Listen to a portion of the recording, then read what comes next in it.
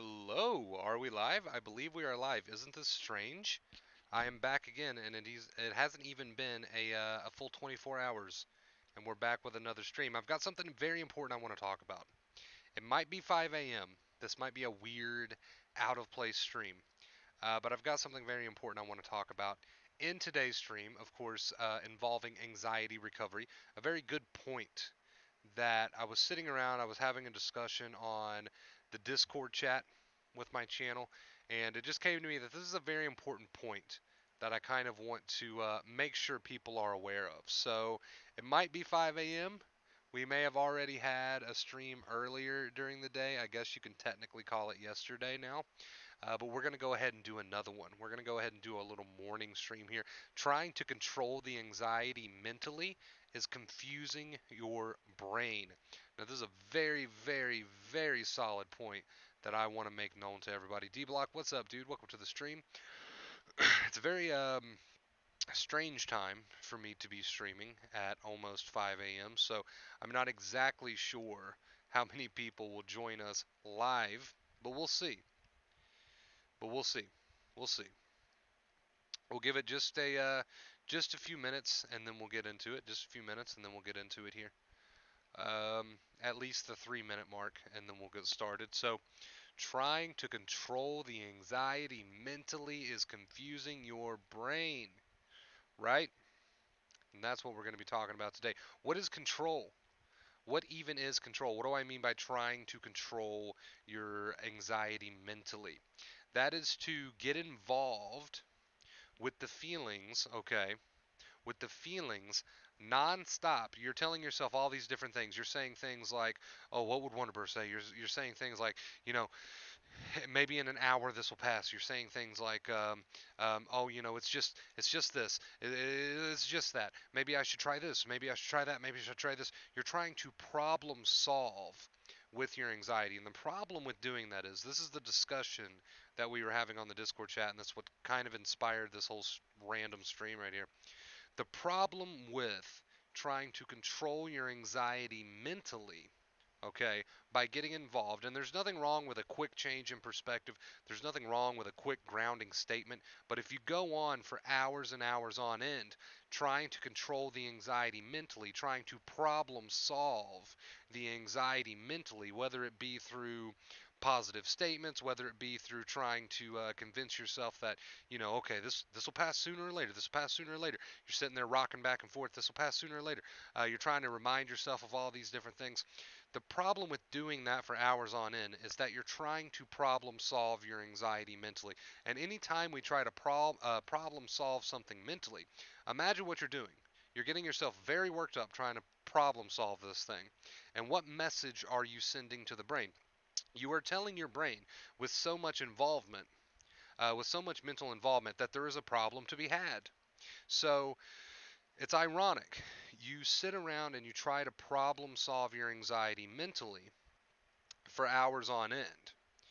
And in doing so, you think you're helping yourself, but in doing so, you're actually telling the brain that there is a problem. Your brain sees you trying to problem solve and think your way out of something, and it assumes that there is a real threat, and it gives you more of the very symptoms you don't want to feel. And that's the ironic part of this whole journey. So I mean, we've covered this a million times in the past, but this is a more, this is a new way to put it. This is a new way to put it. When you try to problem solve with your anxiety, right, you are showing your brain that there is a problem. So you are making a problem out of the feelings, which in turn, the brain senses this, the brain picks up on that, and gives you more anxiety. So when we say silent observer, and when we say shut up, all we're trying to do is get you out of a place of problem solving to show your brain that there's not a problem. Because as long as you're in that problem solving mode, right? As long as you're in that problem solving mode, you are telling the brain that there's an issue. You are telling the brain that there's a problem. And you might think, well, yeah, but I'm being positive. Yeah, but I'm working on my perspective. I do recommend a change in perspective. I do recommend positivity. However, if you're going on and on and on and on and just beating this thing to death, trying to use positivity and use a change of perspective over and over and over and over again out of desperation, you are creating a problem where there doesn't need to be a problem. And living in this way, by living in this way of you trying to problem solve your anxiety with your mind, you're just throwing yourself further down the rabbit hole. You're just signaling to the brain that there's a problem where there's not. So let me be clear on that. Let me be clear on that. I want to make sure I'm clear on that. There's nothing wrong with a change of perspective. It can be helpful. There's nothing wrong with a mantra. There's nothing wrong with a reminding statement to yourself to not get involved. There's nothing wrong with these little things. But when you're using them and you're up in your mind beating this thing to death for hours on end, you are signaling to the brain that there's a problem. You are signaling to the brain that there's something you're trying to fight, that there's something you're trying to get away from. And what is the body, ironically enough, what does the body do? It gives you more of the anxiety to help you deal with this problem. It doesn't know that you're making a problem out of it. It just wants to help you with whatever this problem is, right? So, when you try to problem solve your anxiety with your mind, and that means to obsess for hours on end, and that means to try to figure things out for hours on end, you are just asking for more anxiety.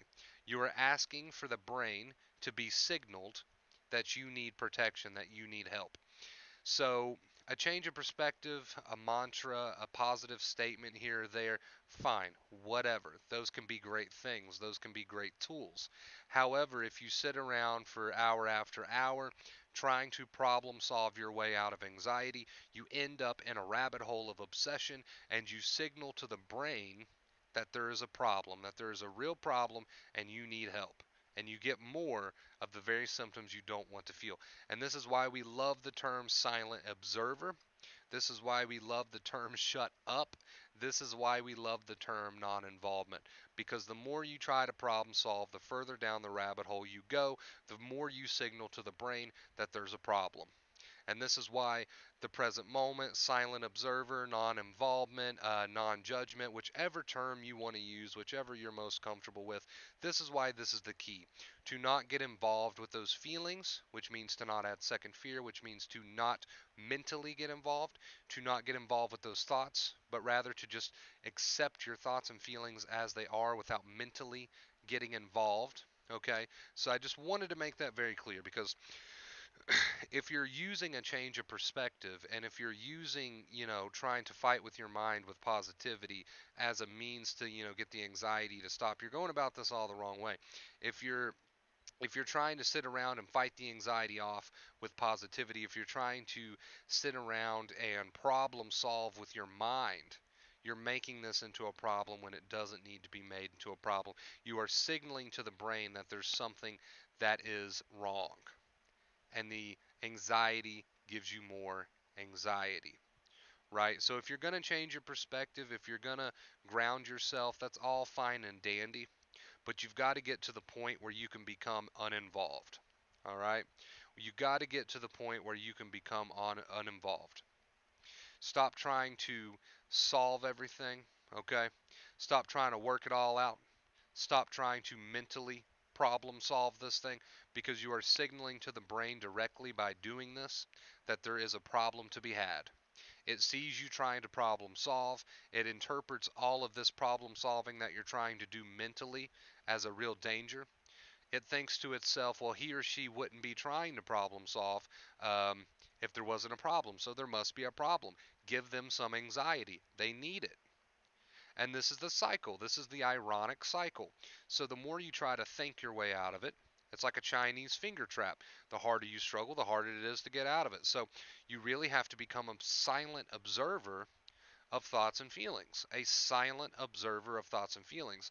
That's the term that we like to use. Or if you want it put more bluntly, we say shut up, right? Because the more you try to problem solve, the more you're telling your brain that there is a problem to be had, right? So let me summarize one last quick time. One last quick time. The more you try to use all of these different mental tools as a means to stop the anxiety, the more you're just getting too involved. If you want to change your perspective, that's great, but then we got to switch to silent observer. If you want to try to be more positive and see things in a new light, that's great, but then you need to switch to silent observer. Positivity and a change of perspective, all these things are great tools, but if you carry it on for hours on end, you're just getting too involved. You're just in a fight that doesn't need to be fought. So, if you're going to use these tools, that's amazing. They may help you out, they may bring you some relief, but the end goal needs to be the same for everybody. No matter how you get there, the end goal needs to be the same for everybody, and that's to be the silent observer, and that's to be non involved, right? So don't take these tools and use them as a means to get involved for hours on end because you're defeating the purpose. You're signaling to the brain that there's a danger because you're sitting here doing this as a means to try to make the anxiety stop. Okay? And it's just not going to work that way. So don't use your tools as a means to try to make the anxiety stop. Use your tools as a means to try to see this thing in a new light and make it easier for you to be the silent observer. Okay?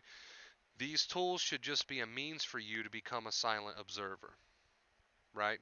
These tools should just be a means for you to become a silent observer. They shouldn't be a means for you to try to make the anxiety stop because that's probably not going to end well. You're going to get far too involved. You're going to signal to the brain that there's a problem. You're going to get more anxiety. These tools need to be a means to become the silent observer. They are not a means to try to force the anxiety out. Huge difference there. Huge, huge, huge difference there. We've been tossing that word a lot around on the channel here recently, silent observer. And basically, all that means is to allow yourself to feel your feelings and have your negative thoughts that come and go without getting involved. It's the involvement that signals to the brain that there is a problem. It is the involvement and the trying to problem solve that tells the brain there's a problem to begin with. And how does the brain react? In the only way it knows how, which is to give you anxiety to try to help you deal with this problem. And so this is the cycle. This is the never-ending loop. This is the hamster wheel that a lot of people find themselves stuck in. So I just wanted to be very, very clear about that. I know this is a random stream popping out of nowhere. Um, but it was inspired by a bit of chat I was having on the Discord, and I started thinking, well, I wonder if people truly grasp that concept. I wonder if they truly understand that, a change of perspective and this and that, these are great tools, but the end goal needs to be silent observer. If you want to show the brain there's not a problem, you have to stop problem solving. So I wanted to make sure that people knew that. I wanted to make sure that people were well aware of that. And that's why you're seeing this random stream pop up on your feed at 5 a.m. Eastern. So there you go. There you go. I wanted to make sure people were aware of that. Wonder Bro, don't get involved with trying to figure it out. Right, exactly.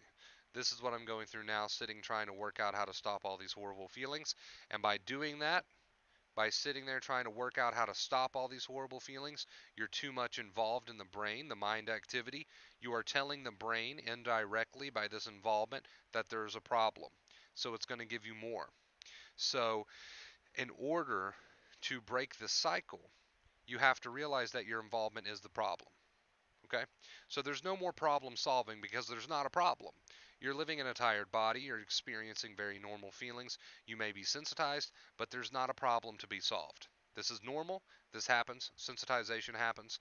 These are all very normal feelings. And if you're sensitized, you know, these things happen. There's not actually a problem that needs to be solved. So the more you try to problem solve your feelings, the more you tell your brain that there's some threat, that there is some danger. And that's why people stay stuck in the hamster wheel, right? So if you're going to change your perspective, if you're going to try to be more positive, all of these things are great. They are great. They have their place. But the end goal needs to be the same. The end goal needs to be the same. You need to be spending way more time not trying to problem solve than you're trying to problem solve. You need to be spending way more time after you make some adjustments to your perspective, after you make some adjustments to, maybe give yourself some reminders. You need to be spending all that time after that practicing being the silent observer, okay? Instead of trying to use these things as a means to an end, because then you're creating more of a problem. Confusion rises very much. I feel like I am not yet 100% cured, but not sensitized either, and it creates a confusing state. What should I do? Stop getting involved. Stop getting involved. Stop creating a problem. So stop trying to problem solve. The more you try to problem solve, the more you signal to the brain that there is a problem. And that's why you have so many people recommend the present moment. All living in the present moment means is to stop talking to yourself. That's all that means. And to be more focused on the moment. That's all that means. Don't overcomplicate that. So stop trying to problem solve. The more you try to problem solve, the more you create a problem. Okay, and that needs to be your life mantra right there. The more I try to problem solve, the more I create a problem, right? Especially with anxiety. Obviously, this is what we're talking about. The more you try to problem solve, the more you create a problem. Because by trying to problem solve your anxiety, you are telling the brain that there's a problem. So it gives you more anxiety. And this is the very ironic cycle. So right now, if you're in a state of anxiety, instead of doing what you normally would do, which has been your lifelong habit of trying to problem solve, which is why you're in the sensitized boat. Trying to problem solve is to create second fear. Trying to problem solve is to be too involved. Trying to problem solve, okay, is signaling to the brain that there's a problem. So if you're sitting there right now with anxious feelings, the absolute best thing you can do for yourself is to stop trying to problem solve. And how are you trying to problem solve? Mentally you're trying to problem solve whatever it is that you're telling yourself, whatever it is that your mental mindset consists of. You're sitting there in some way, shape, or form trying to problem solve mentally, and this is what is creating more of a struggle. This is what is signaling to the brain that there is an issue. This is what is keeping you in that place. So if you're sitting there trying to problem solve, we need to shift that. We need to drop the trying to problem solve, because by trying to problem solve, you are creating a bigger problem. And this is the problem. And this is the problem, right? So when we don't problem solve, the brain will heal, yes. Because to problem solve means to get involved. To get involved means to add second fear. Second fear is simply too much up here. Too much doing, too much up here, is basically all that is. Will a lot of worries disappear once sensitization is healed? Because I know you've spoken about how certain thoughts are an offset of sensitization. Yes. For starters, once you start to heal, these thoughts as they come and go won't cause such a reaction in the body because the body is starting to heal. And secondly, as you start to heal in the body, these thoughts tend to become less and less more frequent in your life until eventually they don't matter anymore. What's up, Arnold? Hey, Wonder Rose, it right to break up with someone if they're problem causing damage to our physical and mental health? Yes, there's nothing wrong with doing what's right for you. Absolutely, nothing wrong with that. So instead of trying to sit around and get too involved with the mental game, okay, instead of trying to problem solve your feelings and thoughts, make your decisions, stick to them, and stop trying to problem solve. Okay? By trying to problem solve, we create problems because problem solving tells the brain that there's a problem to be had, when we don't have to make our feelings and thoughts into a problem by trying to problem solve them. We're going to be saying the word problem a lot today. I just want to say thank you for your live streams. My dad was diagnosed with cancer and will only live for so long. I've been struggling with anxiety since I found out. I understand where you're coming from. I recently lost my father. You're going to experience a lot of different emotions. You're going to experience ups and downs. Your feelings are not going to be consistent. So, but again, here's the key. Here's what you have to remember. You don't have to problem solve. You don't have to turn those feelings into a problem. And by trying to solve them, you are turning them into a problem, right? And this is what gets you worked up. This is what makes people sick. So don't turn your feelings into a problem by trying to problem solve them, because they're not a problem. This is the main point of today's stream. Just be here. Just be here. You don't have to try to problem solve anything because there's no real problems. So you may face some difficult feelings. You may face some difficult emotions. Don't turn them into a problem by getting involved up here with the self-talk. And that does mean wearing out the whole positivity thing. If you try to wear the whole positivity thing out, if you try to fight the thoughts with positivity, you're turning them into a problem. Again, you are turning them into a problem, and as a result, your brain is going to try to help you with this problem. So don't try to problem solve something that doesn't have to be turned into a problem. And so if you're sitting there trying to beat it to death with positivity, you're getting way too involved. You're turning something into a problem that doesn't need to be turned into a problem. And you're signaling to the brain by trying to force this positivity for hours on end that there's something you're trying to fight against, that there's some sort of issue, that there's some sort of problem. That is the key word of today's stream.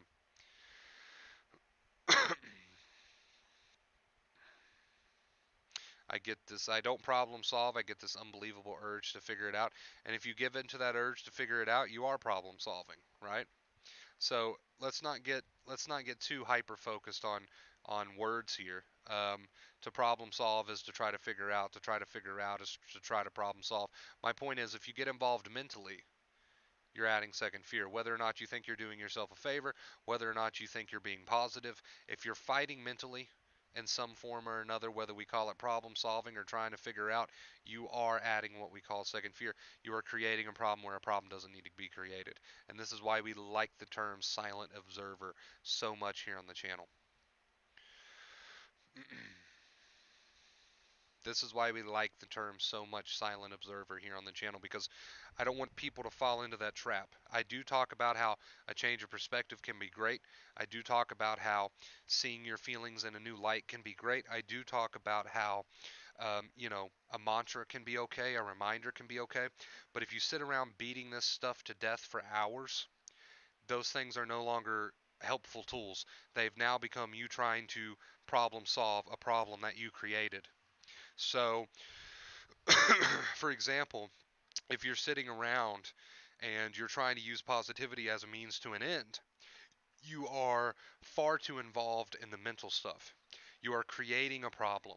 You are trying to problem solve, and therefore you are triggering your brain into believing that there is some threat or danger. So, do you see how a change of perspective and a mantra and whatever else can become a problem too? They can become a problem too if you beat this stuff into the ground. We never want you to use your tools as a means to beat this stuff into the ground. If you want to change your perspective, if you want to do these things, that's great. But the end goal needs to be the same, which is to stop getting involved, to stop trying to problem solve.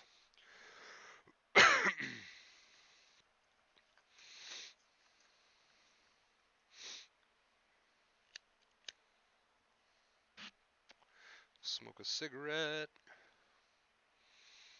I keep returning to your channel when my anxiety is peaking. I just do not know how to keep living without my dad, and I find it difficult that there is a time limit. He is only 63. Understandable. My dad was only 46, 47. So it comes down to the fact that at the end of the day, we are human. And we do live in a world where these things happen. We do live in a world where the physical form eventually ceases to exist, it moves on, right? We do live in a world where this is a part of life. And here's the problem: people take this very normal part of life and turn it into, keyword of the stream, problem. And it's when we start to live life through the mind, it's when we try to start to control our feelings, try to control our feelings, that we get in trouble. Because when you try to control a feeling, you are essentially turning that feeling into a problem. So the fact that you are upset, the fact that you're emotional, the fact that you're anxious, the fact that you're a bit sad, the fact that um, you are going through a grieving process, none of this has to be turned into a problem. But the moment you mentally try to control the way that you feel, that in itself is resistance. That in itself is denial. That in itself is second fear, whatever you want to call it. That in itself is creating a problem where a problem doesn't need to be created. And this is how people end up in the sensitized boat. And this is what keeps negative feelings pumping. This is what keeps negative feelings alive. You signal to your brain when you do this that there is an issue. And the brain does what a brain does at that point, right?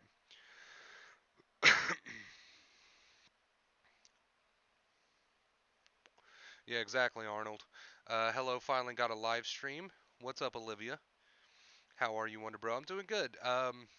This random 5 a.m. live stream is is the result of a conversation I was having in the Discord chat where I wanted to be very clear with my audience that we don't want to use these helpful little tools like a change of perspective and mantras and things like that as a means to sit around for hours and try to problem solve your anxiety, because that's just throwing you deeper down the rabbit hole.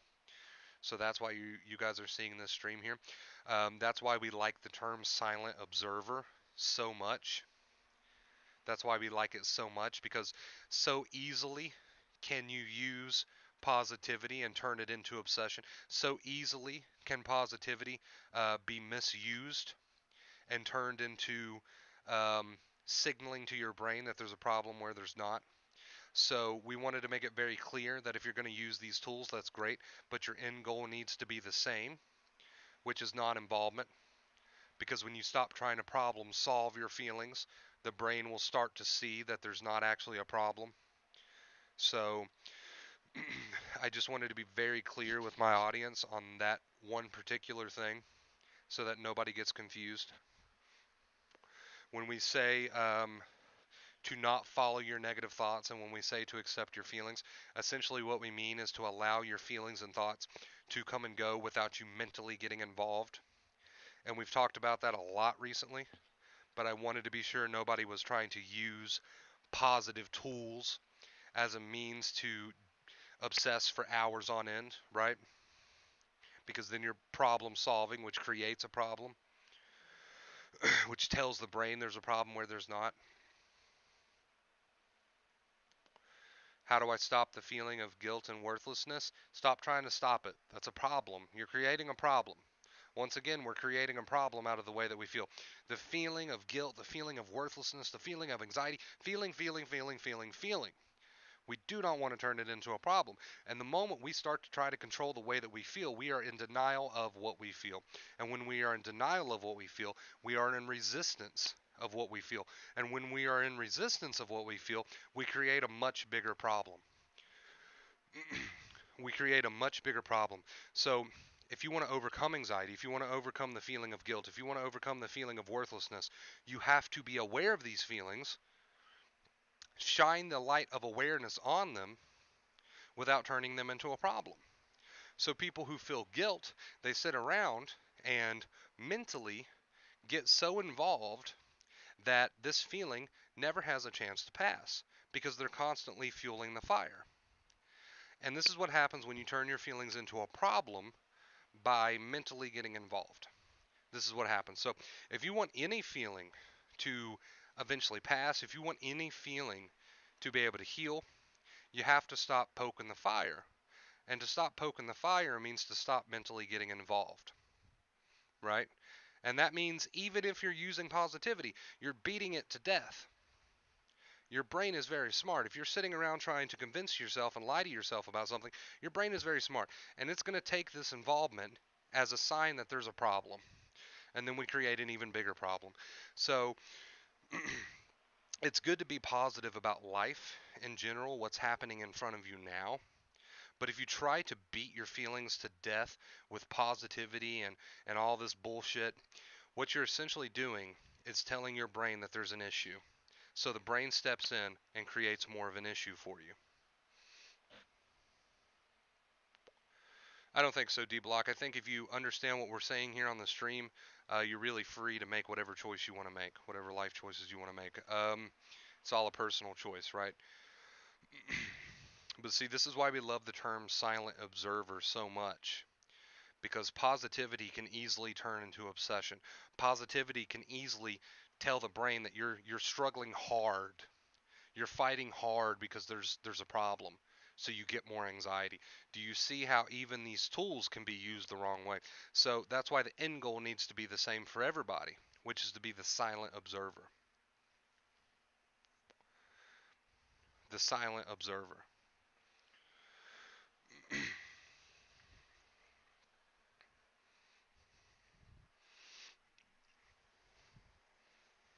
So you see, there's a lot of people who start this thing, they start their recovery journey, and they're adding a ton of second fear. Their inner dialogue is very negative. Their inner dialogue is very dramatic, and this creates a lot of second fear. This creates a lot of suffering. And then we get to the next the next step down the line, which is you've got people who, okay, they've cut out the inner dialogue, they cut out the negative inner dialogue, but there's still a lot of resistance in the form of trying to problem solve. They're using positivity as a cop out. They're using positivity and they're using fighting with their mind and their feelings as a means to an end. This again is more problem creating, right? This again is signaling to the brain that there's a problem. So is it better to sit around and say to yourself over and over and over again, oh, this is just anxiety, it'll eventually pass. Um, I'll wait for it to pass because I know it'll eventually pass. I don't have to freak out about this, don't have to freak out. It's just anxiety. I've felt this a million times before in my life. It's no big deal. And then you just keep on for hours and hours, total mental dialogue, dialogue, hours and hours. Is it better to do that than to sit around and say, oh, well, I might have a heart attack or I might go crazy? Yes, of course. Of course. At least the inner dialogue is truthful and positive at that point. But what's even better than that? What's even better than both of those two options? Negative inner dialogue and trying to force positivity, trying to force a change of perspective. What's even better than those two options? The third option. And the third option is to, when these feelings come on, if you want to quickly change your perspective, okay, here's this anxiety. I'm going to be the silent observer because I'm no longer creating problems.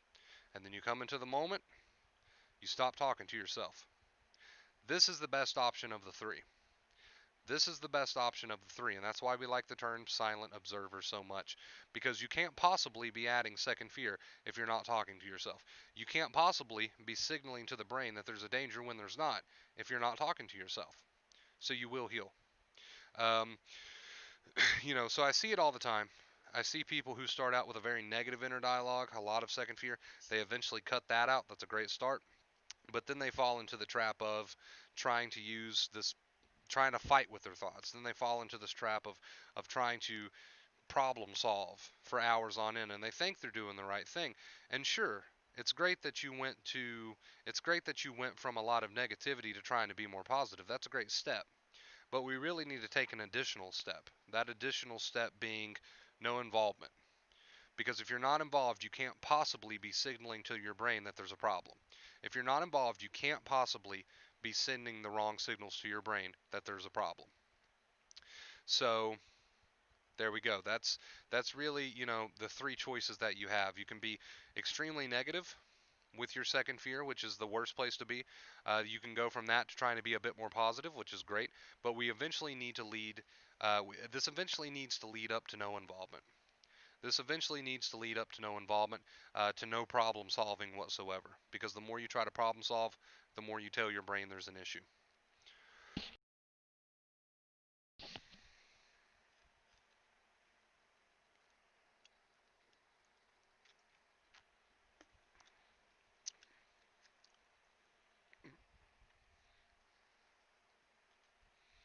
Yes, D-Block. Just do nothing, right, Wonder Bro? Yes, but doing nothing doesn't mean to just physically do nothing, right? That's not what we're talking about. When we say do nothing, we don't mean to just physically do nothing. We mean to mentally do nothing, to mentally not get involved. This is the key. If you're not mentally involved, you can't possibly be sending mixed signals to your brain, right? If you're just not involved, period.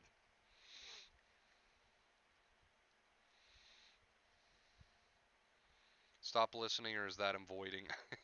I don't like sad songs myself. There's don't overcomplicate this too much and think, oh well, you know, maybe I should do all the things that I hate to do. Maybe I should lay in a cactus and listen to sad songs and go skydiving, and then I'll fix my anxiety. There's a difference between rationally facing what we fear and just having personal preferences that we don't like to listen to sad songs. I don't like to listen to sad songs. Fuck that shit. It's way too depressing. I don't like it. I'd rather be happy. I'd rather be positive, right? I'd rather do things that make me feel good. I'd rather listen to music that I enjoy. So there's a difference between having personal preference on the music you enjoy and trying to avoid your anxiety, right?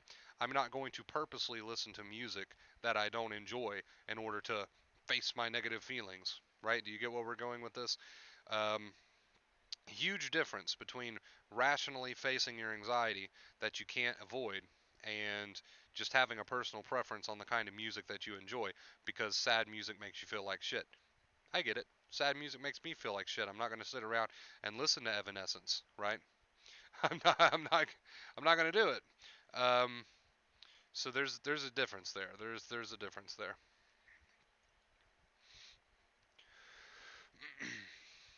So yeah, I just wanted to be very clear on that. I wanted to make sure there was no confusion there.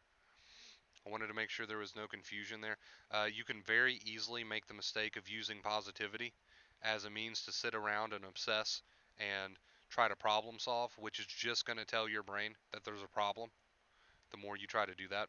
And I wanted to be clear on that. I wanted to be clear on that.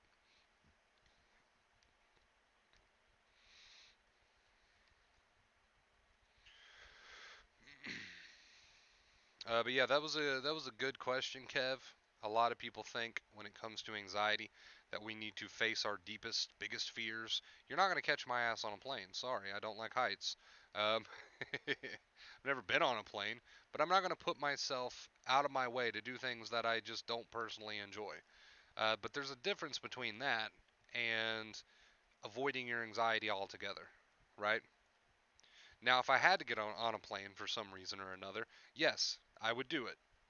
But I'm not going to go out and seek things that I don't like to do just because I'm trying to face something, right? There's a huge difference between facing anxiety when anxiety comes and doing things that you know you need to do, even if they scare you, and then just trying to purposely do all the things that you don't enjoy because you think it's going to lead to you being anxiety free, right? There's a huge difference there. Now, if there's something you're avoiding and it's stopping you from living your life, yeah, then go for it. But if there's something that you just don't personally enjoy, just personally don't enjoy it, there's no need to put yourself through the ringer. There's no need to put yourself through the ringer, right? So be aware of that huge difference there.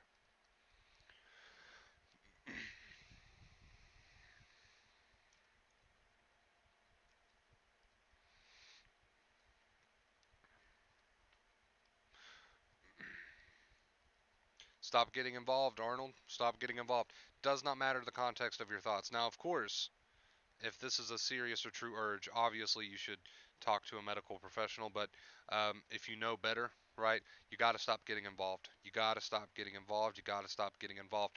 This means to cut all the inner dialogue completely.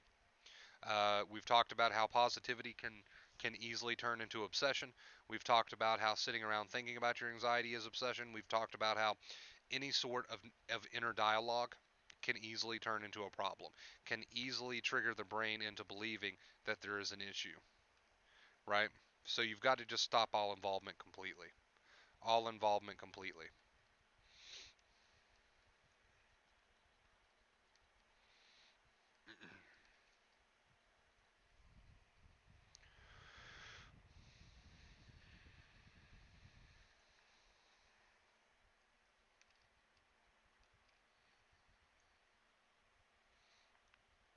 Problem solving seems necessary, but it's actually creating the problem. It's actually creating the problem because the more you try to problem solve, the more you tell your brain that there's a problem, right? That only makes sense. That only makes logical sense. The more you try to problem solve, the more you tell your brain that there's a problem. And this is why um, so easily, so easily, positive thinking can turn into an issue if you're trying to positively think your way out of anxiety, right? You're trying to problem solve, you're creating a problem. You're trying to problem solve, you're creating a problem. So, very easily, you can trick your brain into believing that there's some sort of issue by you trying to problem solve, right? Very easily. And that's why we love, love, love, love, love the term silent observer so much here on the channel. We love that term so much.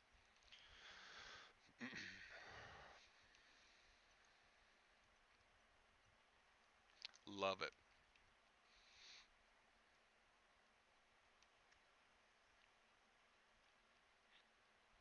If your brain is always watching and it sees you always trying to problem solve as far as your anxiety is concerned, as far as these thoughts are concerned, what do you think the brain is going to assume?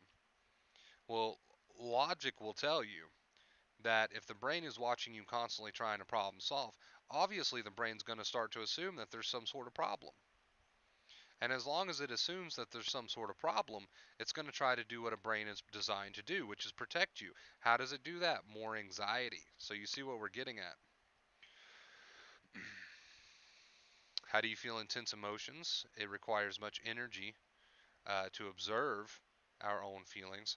How can we do this? So a good way to do this, if you're feeling intense emotions, if you're if you're feeling strong sensations in the body, you have to remind yourself that you have two choices. You have two choices as far as these intense emotions and strong sensations are concerned. You can A, get involved mentally, which means to start to hold an inner dialogue with yourself, right? To start to hold some sort of inner dialogue with yourself as a means to try to force these feelings to stop, which we know is not possible. Or you can B, become an observer of emotion, which means to, in simple terms, shush yourself. And that doesn't mean to shush the thoughts, that means to remind yourself, your conscious self, that you're not going to get involved by talking to yourself. So you become the silent observer. So thoughts are there, feelings are there, but there's not a word being spoke by you. There's not a word being spoke by you. There's no judgment.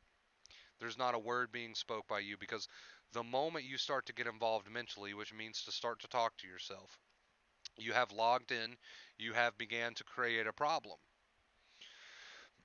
right?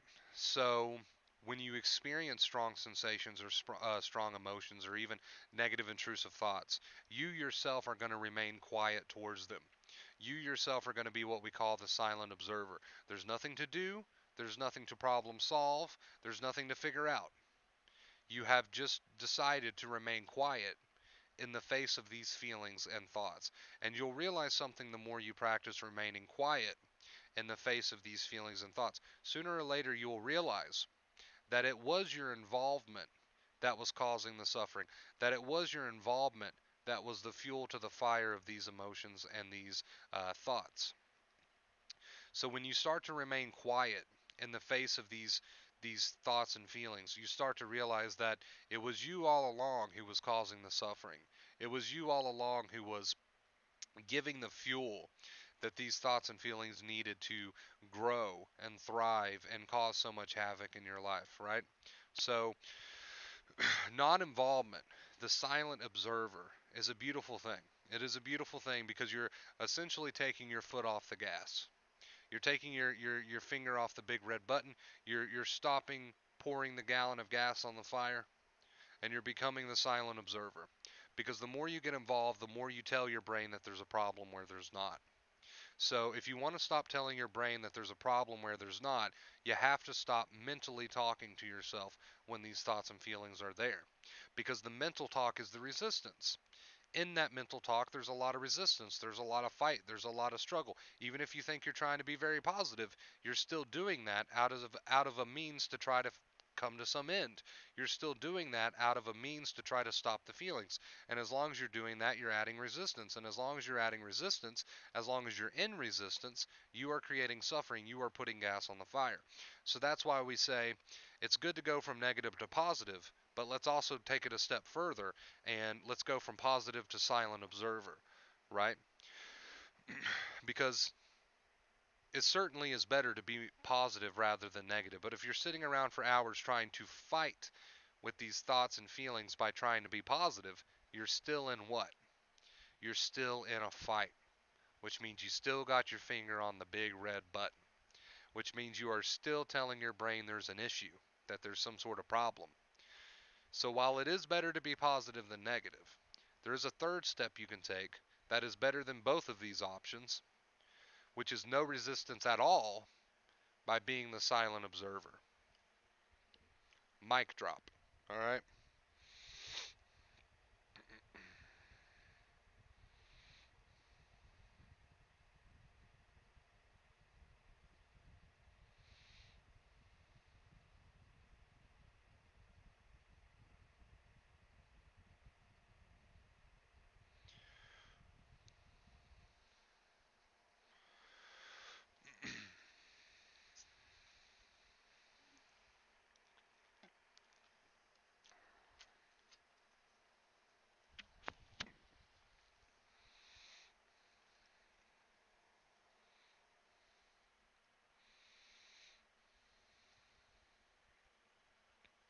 Hi, Wonder Bra. I was wondering, is looking up your YouTube, watching your videos, and trying to accept is actually also a bad idea and a sign of not accepting. So I think what you're trying to ask there is trying to force acceptance a sign of not accepting? And here's the thing: acceptance is not a mental act. So some people are under the false belief that acceptance is some sort of mental act. It's something that you need to tell yourself. It's some sort of particular mindset. It's not so much a mental act. So if you're sitting around trying to force acceptance by what you tell yourself, chances are you're already adding resistance. Chances are you're getting too involved. Chances are that there's a lot of fight there. So you are right in one way. Okay. So if acceptance is not so much a mental act, then what is it? True acceptance is silence. True acceptance is to log out of the inner dialogue, because that inner dialogue is what contains your resistance and what contains your fight.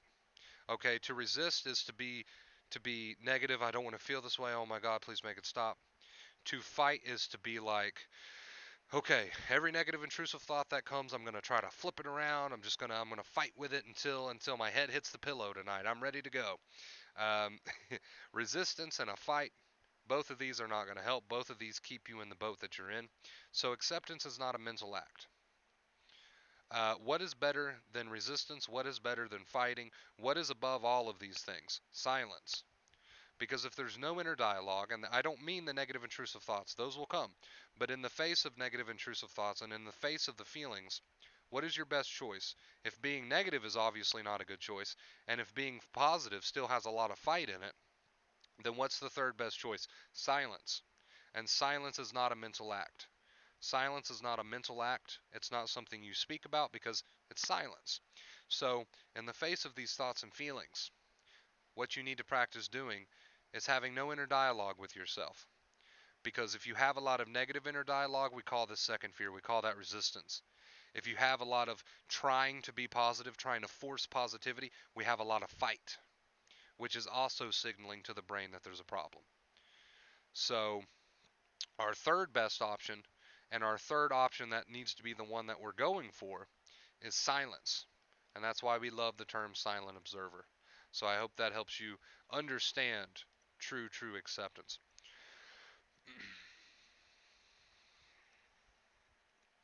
I hope that helps you understand true acceptance. It's not a mental act. It's the opposite of a mental act. It is not trying to force positivity because that's still a lot of fighting. That's why we say, a change of perspective is great. Trying to see your symptoms in a new light is great. These things are great and they're awesome. And I've talked about how awesome they are before in the past because they are great. But in the midst of these feelings and thoughts, let's not obsess. Don't try to use a change of perspective as a means to fight the feelings away because that's not going to help. That's still a fight. Okay, a change of perspective is great, but if you're using it and you're sitting there for hours on end up in your head trying to fight your way out of this with positivity, what are you doing? You're fighting. And if you're sitting around telling yourself horror stories, what are you doing? You're resisting. So what is a better option than these two things? Silence. Because if you're silent and there's no inner dialogue when these thoughts and feelings are there, you can't possibly be fighting because you're silent. And you can't possibly be resisting because you're silent. So you won't go and trigger the brain unnecessarily into believing that there's a problem. So too much trying to fight these feelings away with positivity is a fight. That's too much problem solving. Too much telling yourself horror stories is resistance, second fear. You see how both ways is not really that great of an option. I mean, I guess the positive way is better than the negative way, but at the same time, there's still a lot of fight in there. There's still a lot of fight in there. A change of perspective can easily go from a true change of perspective to fighting very easily. So that's why we recommend more than anything, that you just go silent. Because if you're silent, you can't possibly be fighting. If you're silent, you can't possibly be resisting. You see what we're getting at?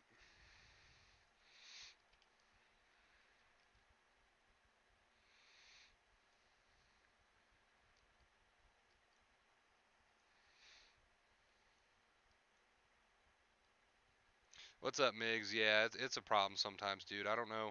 I don't know what the deal is with the YouTube notification system. It's broken sometimes. This is a very good stream though. I didn't plan for this stream to happen. It just kind of did. I felt motivated, so I felt inspired. But this stream will be uploaded. This stream will be uploaded because we went over some very important points. We went over some very, very important points. So this stream will be uploaded.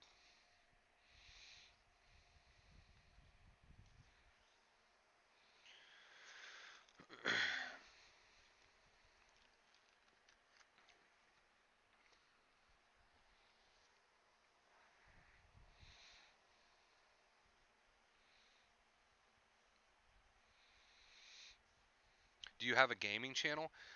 Yes, I do have a Twitch channel, which I think is in the comments somewhere. The Nightbot is supposed to post the link to that. I do have a Twitch channel under Wonderbro Gaming. Um, you can check me out in there. Sometimes I do Twitch streams, but honestly, it's not that often. Um, I do have a gaming YouTube channel as well, which is basically inactive. I wouldn't. There's some funny videos on there already, but I wouldn't even worry about it. Like seriously, I haven't posted on there in months. This is my main focus right here. I still sometimes change my perspective to say that all these symptoms is good for me and it's natural body act to heal itself. Yeah, which, like I said, we've spoke a lot about how change of perspective is a great thing. We've spoke a lot about how reminders to yourself is a great thing, and these things are great things. And I will always say that a change of perspective is a great thing. But a true change of perspective is okay, I've changed my perspective, now I'm going to let it go. Some people use these tools the opposite way, though. They use them as a way to fight. And if you're using them as a way to fight, you're in trouble. So if you want to change your perspective, that's awesome. But then you need to drop it. Then you need to go silent. Then you need to become the silent observer.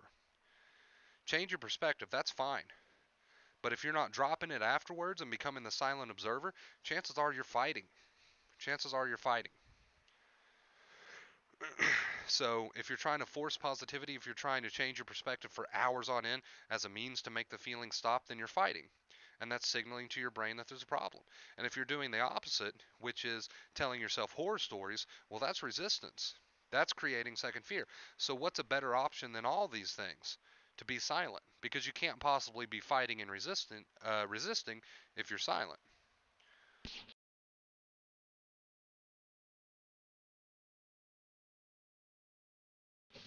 So find your inner silence by reminding yourself that if I try to force positivity to fight these feelings away, then that's a fight.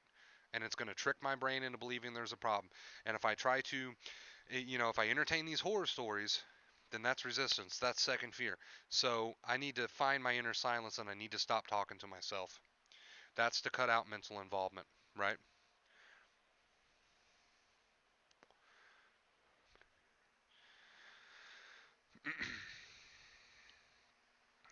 And that's just something that was on my mind tonight after a discussion I had on Discord. I didn't want anyone to be making that mistake here on my channel of using positivity as a means to fight your anxiety, because that's just going to signal the brain the wrong way, just like negativity would. Just like negativity would. If you're going to change your perspective, that's great, but you need to drop it at that point. You need to change it and drop it, and you need to become silent.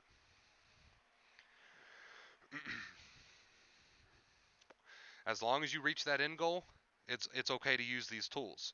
As long as you use these tools very briefly and then drop it and become silent, that's fine. But if you're using these tools to fight for hours on end, then you're fighting. You're signaling the brain. You are signaling the brain that there's a problem. So don't use these tools as a means to fight. Use them and drop it and become silent.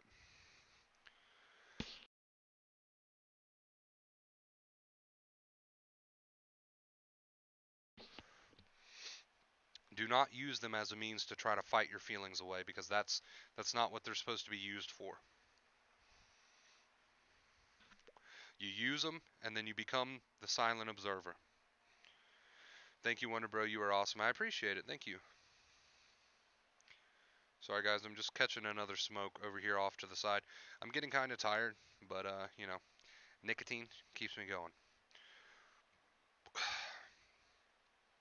Hey, what's up, Pep? It's been a while, dude. It's good to see you. Yeah, YouTube notifications are weird, dude. They're weird. Nice late stream. How's everyone doing? What's up, Holds? We were just talking about how a change of perspective and all this other positive stuff is great. But if you're using that stuff, you need to drop it and become the silent observer. You can't use that stuff for hours on end because that's fighting.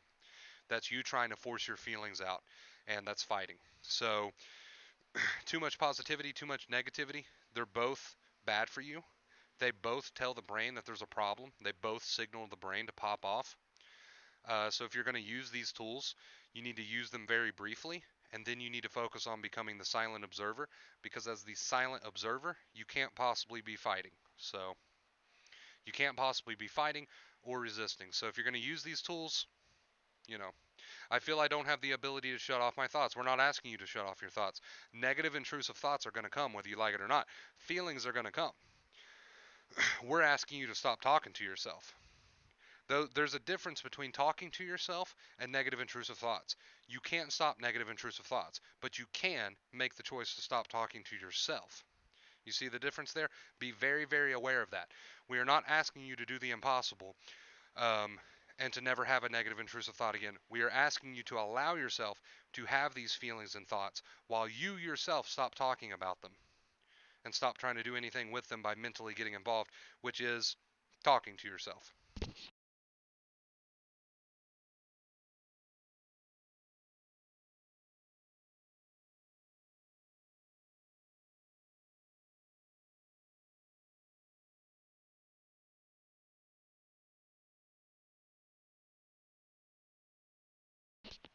I would say the same thing applies for your situation, Olivia. Don't get involved with that mentally. Silent observer, right? Because we create problems when we get involved mentally. If you want to change your perspective, that's great, but you need to do it briefly, and then you need to practice silent observation. But I'm glad you made that comment, Bruce, because a lot of people think we're asking them to do the impossible. We're not. You cannot stop a negative intrusive thought from coming. But what you can do is stop talking to yourself. That's what we're asking you to do. To be able to experience thoughts and feelings and you not get involved mentally. If there's too much you trying to force positivity, that's fighting. You're signaling to the brain there's a problem. If there's too much negativity, that's resistance. You're signaling to the brain that there's a problem. The best option is silent observation.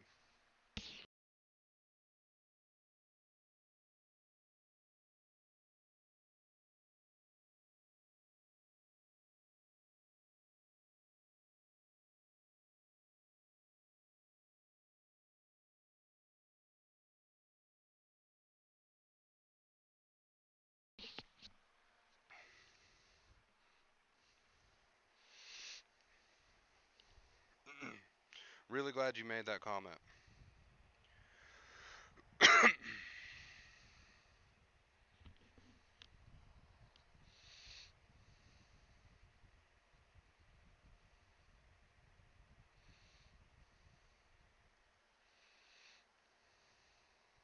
Really glad you made that comment. We would never, never, never, never ask somebody to do the impossible, which is to never experience a negative intrusive thought again. You have no control over that. We're not asking you to shut that off. What we are asking you to shut off is your involvement by mentally starting to talk to yourself when these things occur. That's what we're asking you to shut off. So, and that was really the point of today's stream. That was really the point of today's stream, is that it's very obvious that we don't want to be hold negative inner dialogue when these thoughts and feelings come. That is obvious. But some people go the opposite approach, and they try to fight these feelings and thoughts off with positivity, which I guess is better than negativity. But at the same time, is that not still a fight? Is that not still telling your brain that there's an issue? Yes, it is. So while getting involved positively is obviously better than negatively, it's still telling your brain that there's a fight going on. It's still fighting. So if you want to be positive and if you want to change your perspective, that's great. A change of perspective is awesome. But if you're sitting there for hours doing that in a hopes to make the feelings go away, you're still fighting. So positivity better than negativity, yeah, sure. but it's still a fight. If you want to use these positive tools, use them, but be brief about it, and then you need to practice being the silent observer. How do you do that? Very, very bluntly put, shut up. That's how you do that. And again, we're not asking you to shut the thoughts up. These thoughts come and go. We're asking you to shut yourself up. You have no opinion. You have no inner dialogue concerning these thoughts and feelings because there's no longer any resistance or fighting. Negativity is resistance. Fighting, too much positivity is fighting. So, third option, silent observer. Silent observer.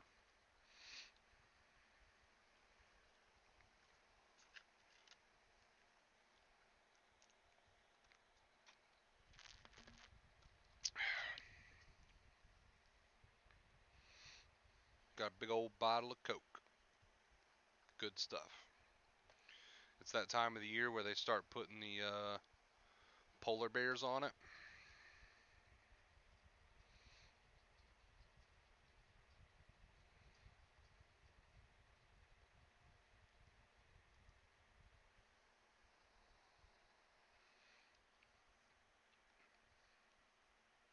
Intrusive thought, first fear, yeah. Isn't preventable. Second fear is. So what is second fear? Second fear is getting involved. Whether that be by trying to fight the feelings with positivity or whether that be adding to them with horror stories, whatever, right? And I just wanted to make sure people knew that because some people drop the negativity and they pick up positivity, which is great, but it's still a problem because if you're using positivity as a means to try to fight the feelings, you're still in a fight. You're still telling the brain there's a problem. And that's why the best option out of all these is to just be the silent observer. Stop talking to yourself, period. Not there's no more fighting with positivity, trying to force positivity. There's no more negativity, there's just silent observer. You can't be in resistance, you can't accidentally signal the brain that there's a problem if you're just silent, right? You can't get caught up in a fight with trying to force positivity. You can't be fueling the fire with negativity if you're silent. You won't fall for either of these traps if you practice just being silent and not going either route, and instead just rising above both of those and being silent. So, um, that was the main point of today's stream. Be positive if you want to, change your perspective if you want to. These things are great, but you need to make that very brief, and you need to practice the ultimate healing method, which is to be the silent observer, not following those thoughts, accepting the feelings. This basically just boils down to being the silent observer, right? It's only recently that we started calling it that because we're trying to find new and interesting ways to put that click for more people. But it's always the advice has always remained the same. But I have just recently picked up the whole silent observer thing. But I like that. I like that. As long as people understand that I'm not asking them to shut down their negative intrusive thoughts, I'm asking them for them themselves to be silent when the thoughts and feelings come. That way you don't fall in either trap, trying to fight with positivity and trying to, adding negativity. You don't fall for either one if you're silent. Great stream, Wonder Bro. I missed your earlier one. Hope it gets uploaded too. Thanks, Sammy. Thanks for watching. I truly appreciate it. Is it me or did this year just fly by? Feel like it was yesterday when Wonder Bro was decorating on stream for Halloween, and that was in early September, right?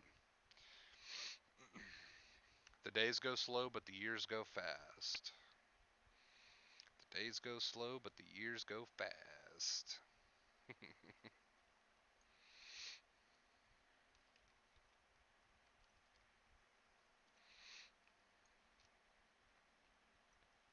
A lot of people, a lot of people don't realize how both of those options can be a problem. A lot of people don't realize how both of those options can be a problem. If you're fighting by trying to use positivity, you're fighting. You're still fighting. You're telling the brain there's a danger.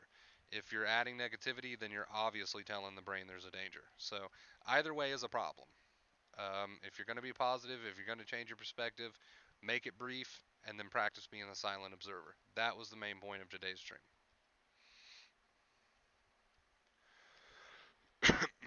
I try to always make it a point to repeat myself a million times if need be.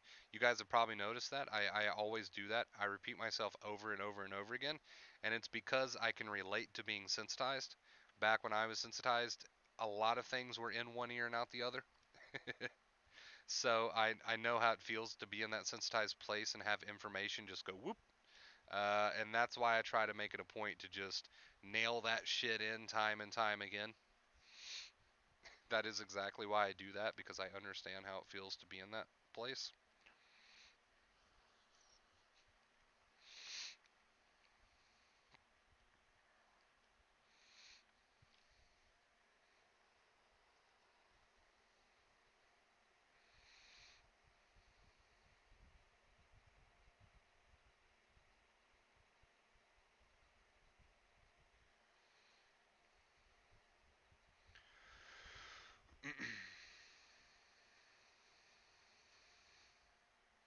Can't tell the difference between accepting and resisting. So, resisting is any form of inner dialogue. Any form of inner dialogue, whether that's you sitting around trying to force positivity in order to get the feelings to leave you alone, or whether that's you sitting around telling yourself horror stories, any form of inner dialogue is more than likely 90% of the time going to contain some sort of resistance. So acceptance is to be silent in the face of thoughts and feelings. Essentially, this is what acceptance is. And to resist is to have some sort of inner dialogue in an attempt to resist or fight the feelings. Whether you're trying to force positivity as a means to fight the feelings, or whether you're introducing a lot of negativity. Either way, if you're having some sort of inner dialogue with yourself, 90% of the time that inner dialogue is going to be some sort of fighting or resistance. So if you want to make it as simple as possible, understanding the difference between acceptance and resistance, ask yourself if there's any inner dialogue going on while these thoughts and feelings are present.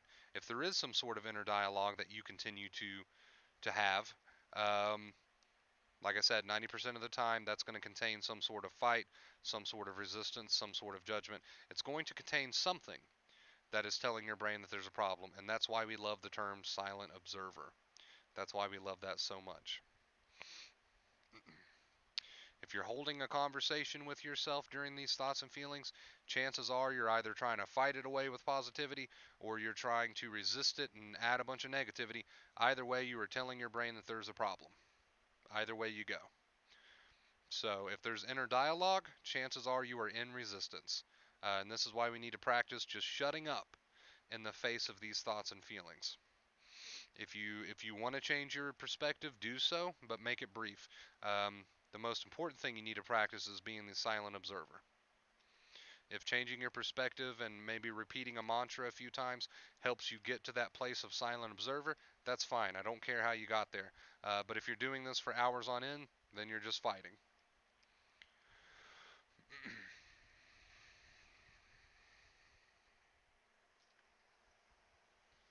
Then you're just fighting. So the best way to determine whether or not you're adding resistance or resisting is to ask yourself if there's any inner dialogue. If there's any inner dialogue, 90% of the time there's some fight there, there's some resistance there.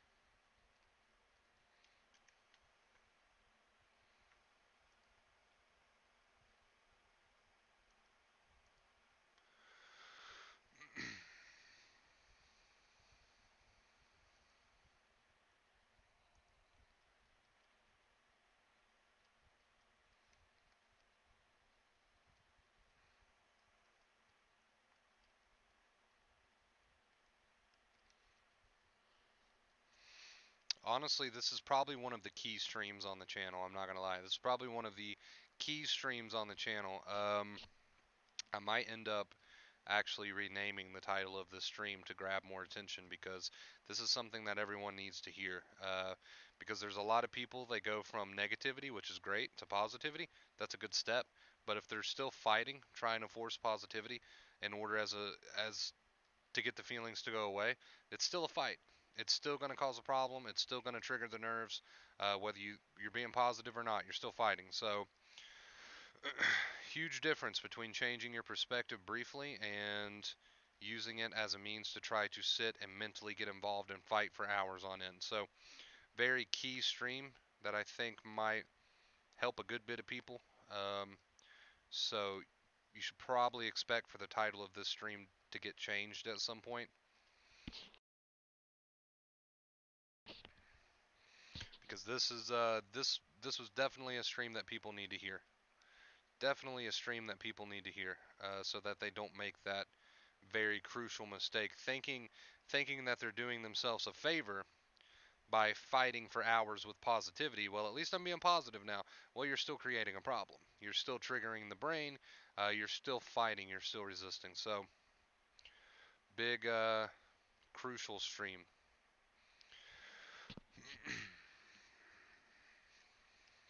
I know for me personally, that's the steps I took. I went from being completely negative to more positive, which was great, which was good. That is a good step. But I was still fighting for hours. Even though I was trying to be more positive, this was still a mental fight. This was still involvement. This was still fighting. And it wasn't until I dropped the fighting completely. I wasn't trying to force positivity. I wasn't being negative. I was just observing and accepting my feelings for what they are and getting on with life that I started to make true progress. So yeah, crucial stream. It's funny I get inspired to do these crucial streams at 6 a.m. But when I get the inspiration, I get the inspiration. I'm not gonna wait around. I'm gonna jump on, and I'm gonna do it. So here we are.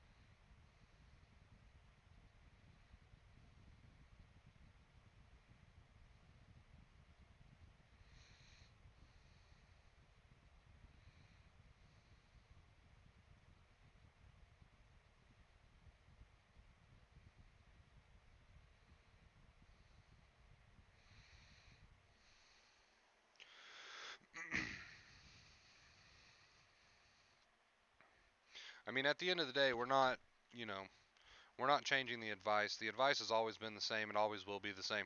Don't follow your negative thoughts. Accept your feelings. We just try to put it as many different ways as possible. And like I said, recently I've kind of caught on to this whole silent observer thing. I like to put it that way. I've been really enjoying putting it that way. I feel like that helps people understand, okay, well, to heal, what I need to do is to basically just shut up when I experience these thoughts and feelings, because by shutting up, there's no way I could possibly be resisting or fighting. So maybe I'll just try shutting up instead of trying to fight with positivity and add positivity and fight for hours trying to make the feelings go away by being positive, and instead of trying to tell myself horror stories and add negativity, then I'll just shut up. Silent observer, okay. I'll just shut up then. So that's what I'm hoping people get out of the whole silent observer thing that I've been enjoying saying lately. That's what I hope people get out of that.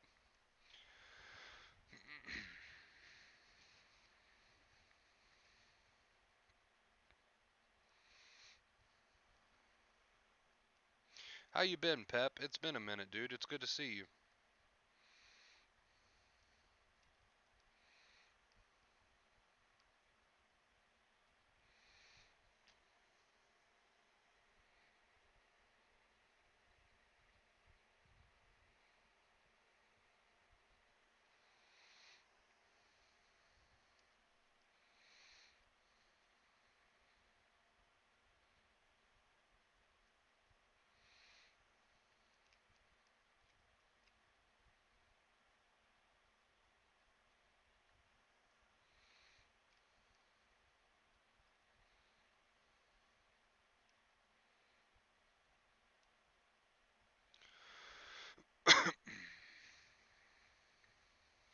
I need to do a Twitch stream soon. It's been a minute.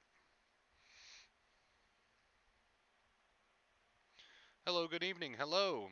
It's cool to see some new faces in here that we don't normally get to see. Um, Most of the time we're not streaming at 6 a.m., so we're getting to see people from different time zones today. How's everything going? It's going good, dude. Just preparing for the holidays, you know. Same old, same old. We got some holidays getting ready to roll up, so we're preparing for those. And yeah, it's living the dream, baby. Living the dream.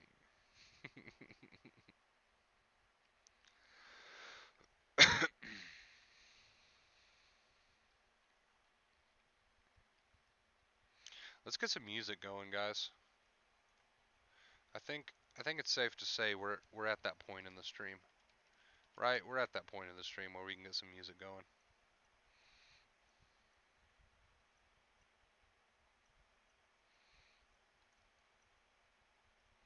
Chill, lo-fi mix, no copyright, okay?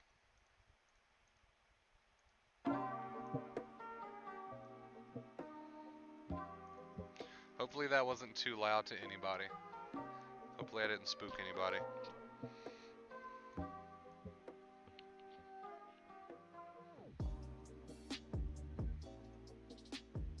There we go. Turn that up a little bit. My headset. There we go. Is that a good volume? Is that a comfortable volume, chat? Not too loud, just kind of in the background. That's what we're going for.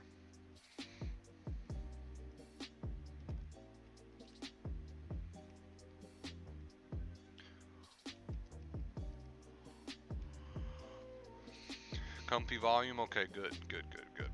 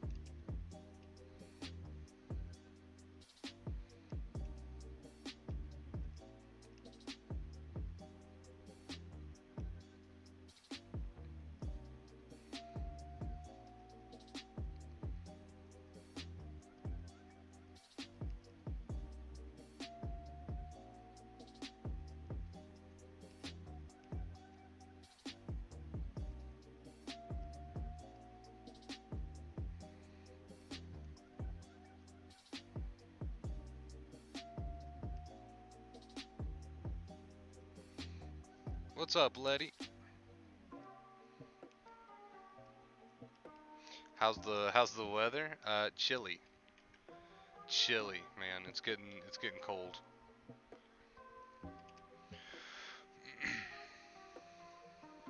It's getting colder by the day, it seems.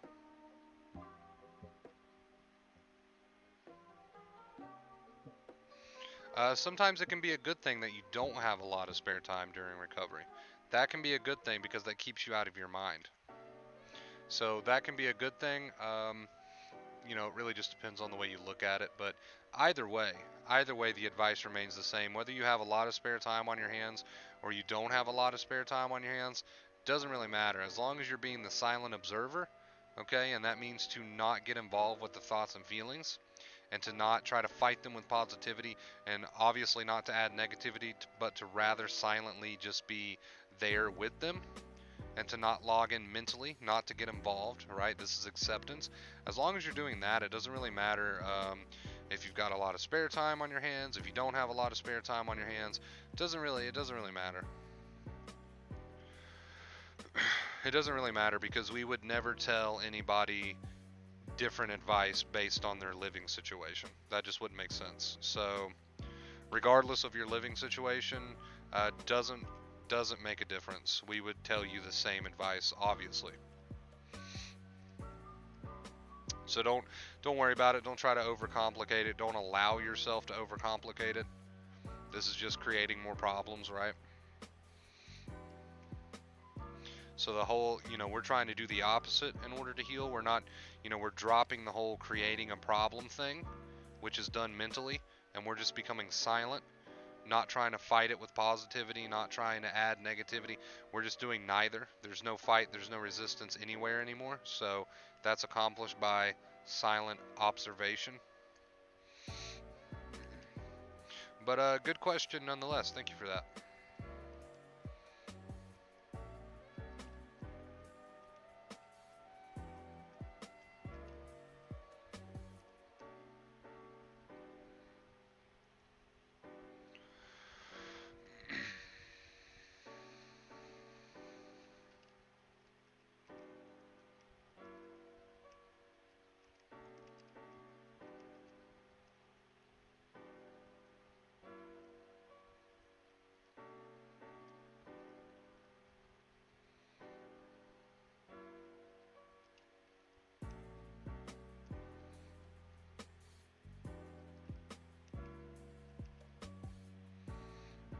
I low-key want to watch the new Jurassic Park movie. Well, I say new, but it's been out for a while, but I low-key want to watch that. I just thought about that. I just have an ad over here.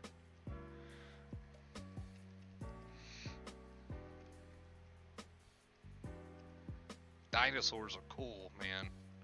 Fucking love dinosaurs. Who doesn't like dinosaurs?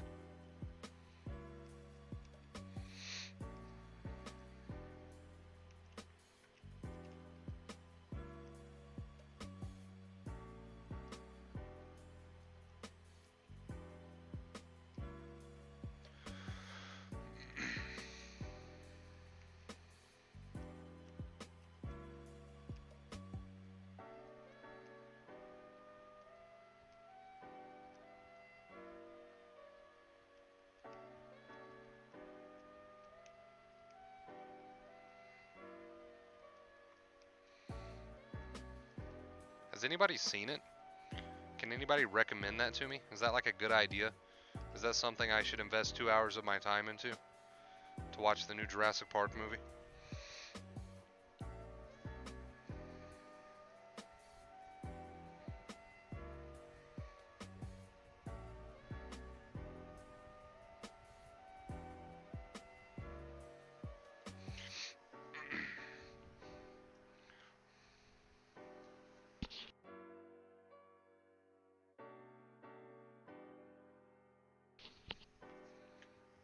I'm in like a movie watching mood. Like I want to watch something before I go to bed. I just don't know what. Any suggestions, chat?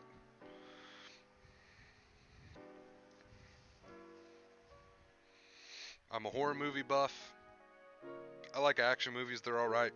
Comedy. I mean, I can watch anything if it's worth watching.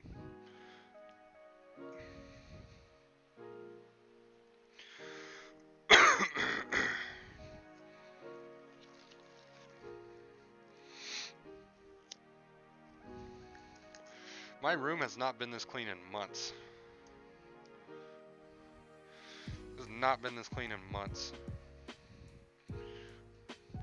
I like took a rag to it today, like to all the walls and shit. And where I smoke in here, oh my god, it has not been this clean in months.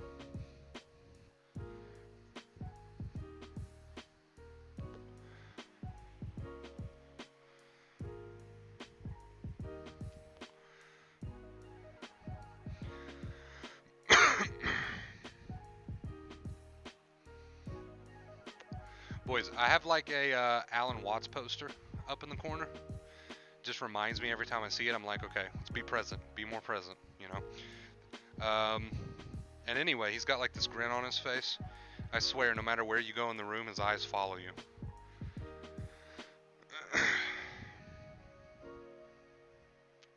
I'll be having a smoke break on the stream.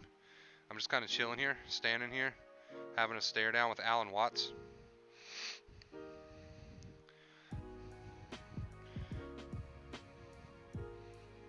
Which movie, Wonder Bro? I don't know. That's why I'm asking for suggestions. I really don't know what I want to watch. All I know is that I'm in a movie mood before I go to bed. I just don't know what to watch, though. So I'm taking suggestions. Taking suggestions. I was thinking about the new Jurassic Park movie, though. Has anybody seen it? Is it any good? Nightcrawler? I don't even think I've heard of that. Is it like sounds like a horror movie. I like a good horror movie from time to time. I'm a horror buff. I've got the original John Carpenter's Halloween poster up on my wall. Classic. Classic.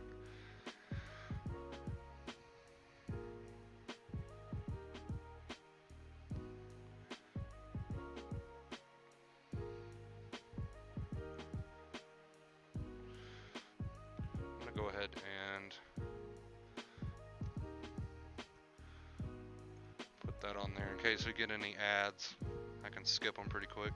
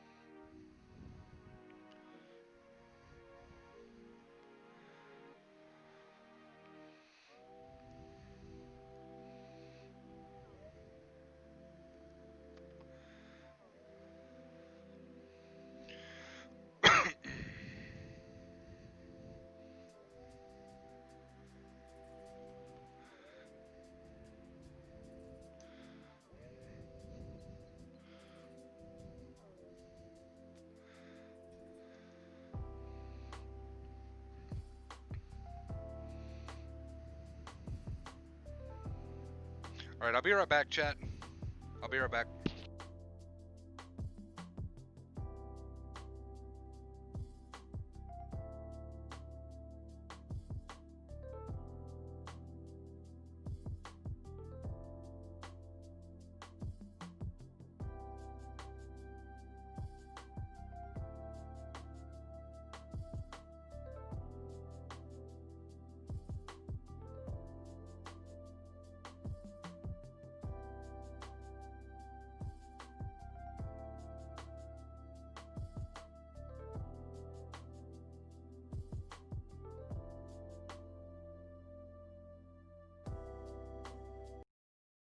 Shop the Google Store for special Black Friday savings. Find exclusive offers on Pixel 5 and more. Don't miss out. Treat yourself today at googlestore.com.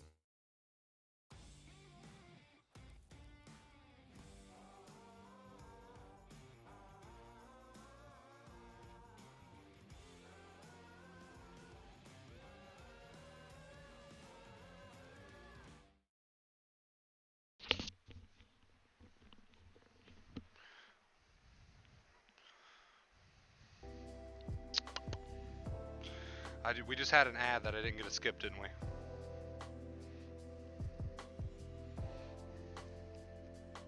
Was that a whole ad?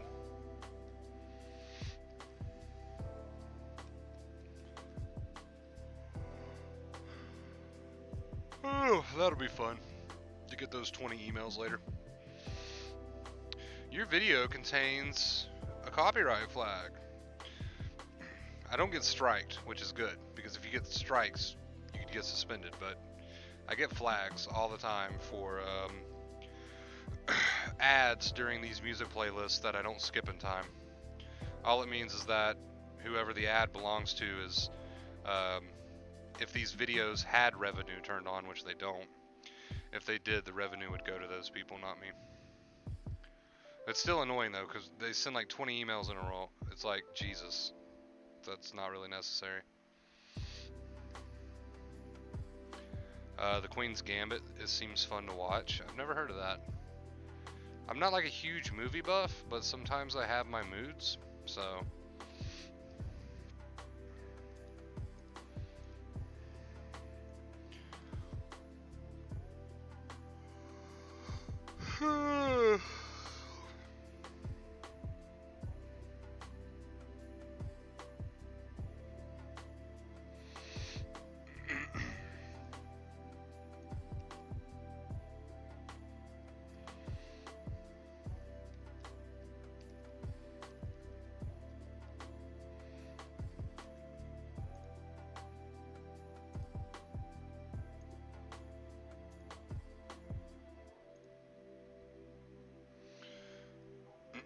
Where's my Prime? There it is.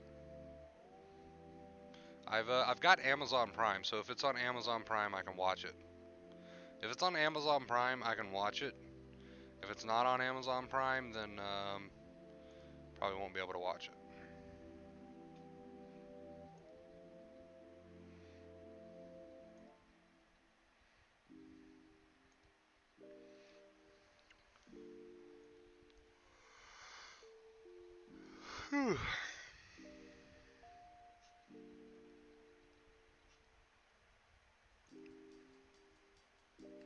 She's a chess player?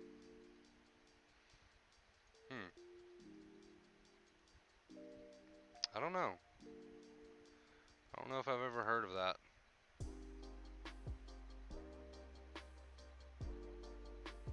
A Haunting on Dice Road, The Hell House.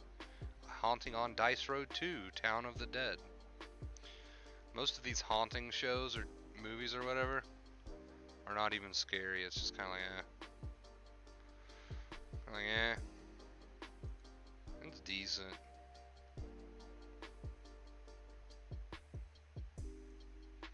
They don't make like truly scary movies anymore, in my opinion.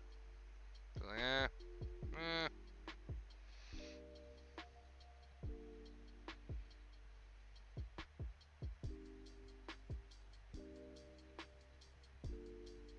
A Haunting in Michigan. A Haunting on Potter Street.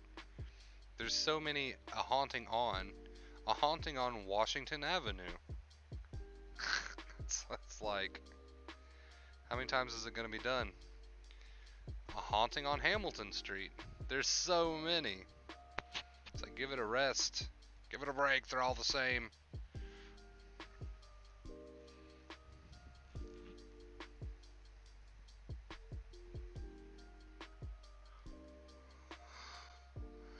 I've got the Harry Potter movies on here. You know, I've never watched those, but I've always kind of wanted to. It's always been like one of those things where I'm like, that's probably a good series of movies that I would really enjoy. I've just never gotten around to actually watching them. It's just like the Lord of the Rings. There's so many of them, and I know I would enjoy them probably. I just never find the time, it seems, to actually sit down and watch them all. Maybe I'll do that. Maybe that's what I'll do. Maybe I'll get started on the Harry Potter series. Where do they even begin? The Sorcerer's Stone, is that part one?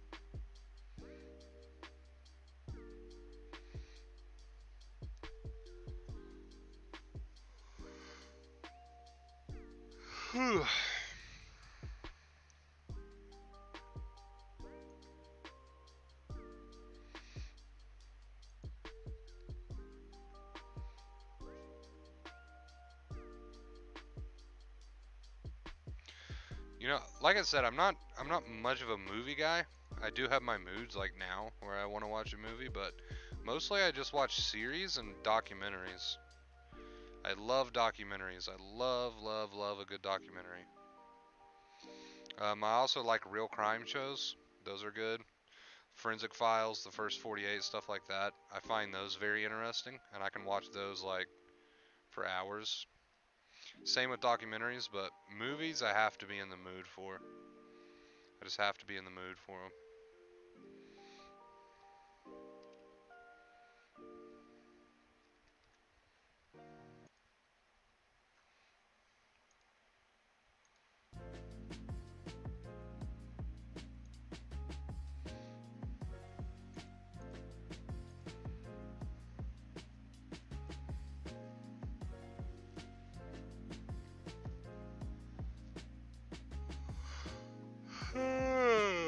If I am in the mood for a movie, though, I like I like anything Tim Burton.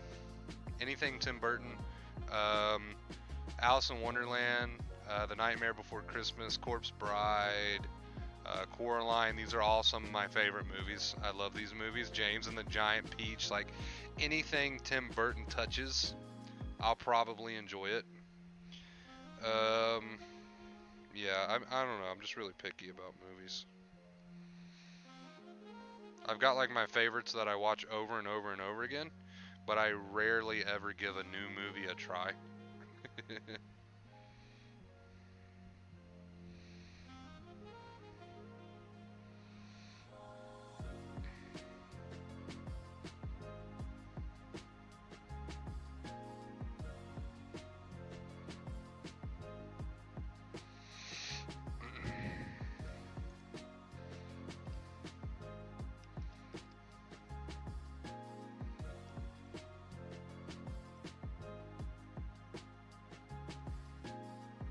Right, D Block? They're addicting, dude. Like, I love real crime shows. I think I've seen every Forensic Files, and I've almost seen just about all the first 48, but that's kind of recent for me. But Forensic Files, I'm 90% sure I've seen every episode of Forensic Files at least 3 times. Very, very interesting stuff.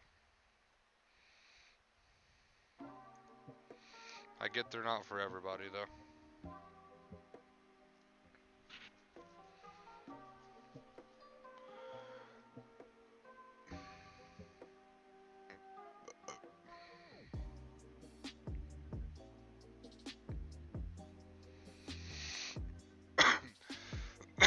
A Journey's End. That looks like it could be good. War movies are pretty good. War movies are alright. I like westerns too.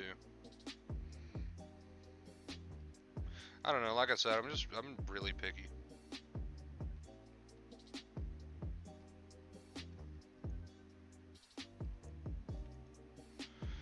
Yeah, once you get started on one of those crime show TV shows, it's just like, oh, you have to finish it. You got to see what happened.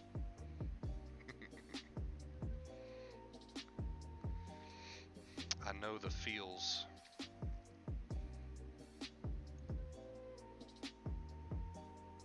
Five-headed shark attack. Wow. Yeah, let me just watch that unironically. Five-headed shark attack. How stupid. Stupid, stupid, stupid. Who would ever say, you know what? Today I want to watch the five-headed shark tornado movie.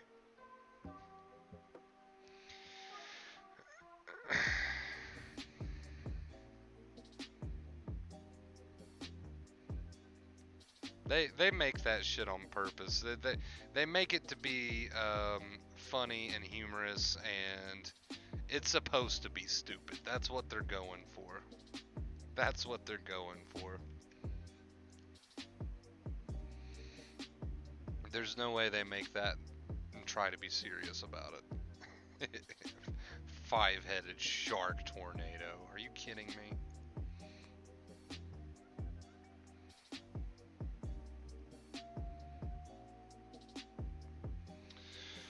I might watch this Journey's End. I don't know. It looks pretty dang good.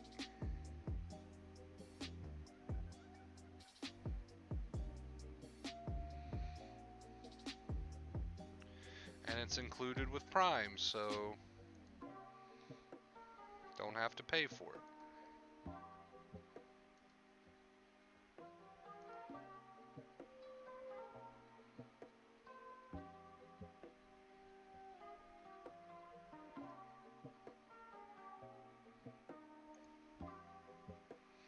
Alright guys, I'm going to go ahead and end this stream here, probably watch a movie or something, and then go to bed. Thank you guys for watching. I know it was a very random stream, but I still appreciate your presence. I hope somebody takes something from it. Thank you for your continued love and support, and I will see you guys in the next stream and or video right here. No, we got to get a better one than that.